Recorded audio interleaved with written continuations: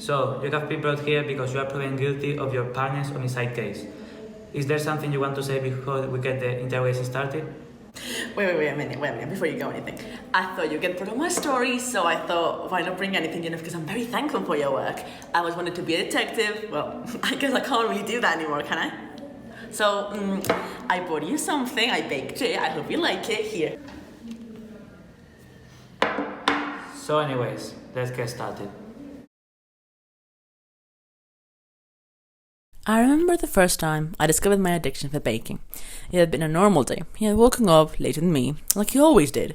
I hadn't really questioned it at the start. I figured I could make some nice food for him once he came back for dinner, because, believe it or not, I used to be a very nice girlfriend. I never knew they sold red velvet cake at this grocery store, but it looked so nice, I had to buy it. Something about it was calling my name, like he was destined to take it home to enjoy with him after dinner. I would have never imagined a piece of cake would have turned me mad.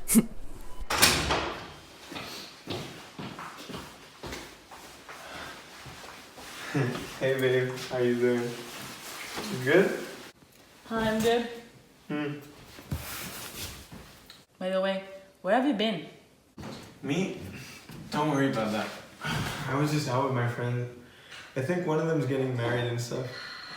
Right, tell them I'm happy for them. And by the way, have you ever thought of getting married? I don't know. We talked about this before. I have to admit, I feel incredibly alone during those days, so I thought I found myself a little hobby to entertain myself with. So I baked. I baked every kind of pastry possible, of every flavour and every shape.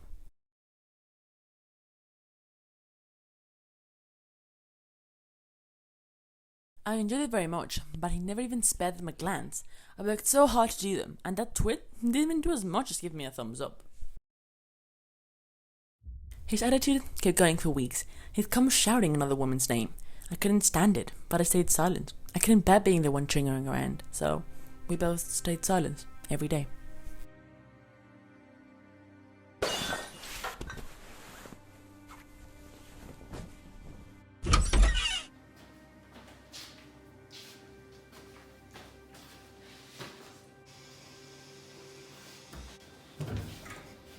Oh my god, Michael, I spent so much time making them!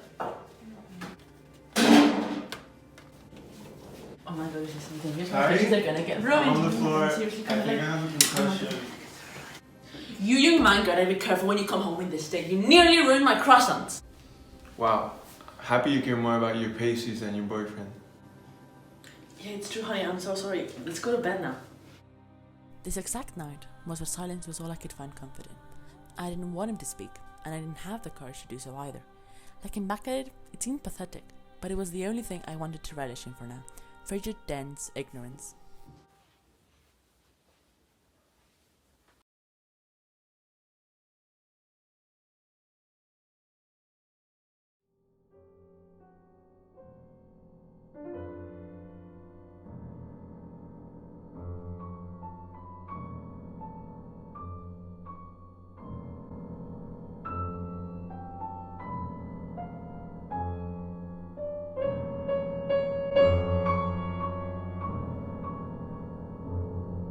And this is the day where I completely lost it. How could I ever be so stupid to ignore this? I've done nothing but keep my mouth shut all this time, and this is how he repays me? That ungrateful bastard didn't ever do anything to help me out. I treated him like a fucking prince in the castle, and he has the audacity to do this in broad daylight? He wasn't gonna keep playing with my heart anymore. Not again, not ever. Hey, listen, I can explain.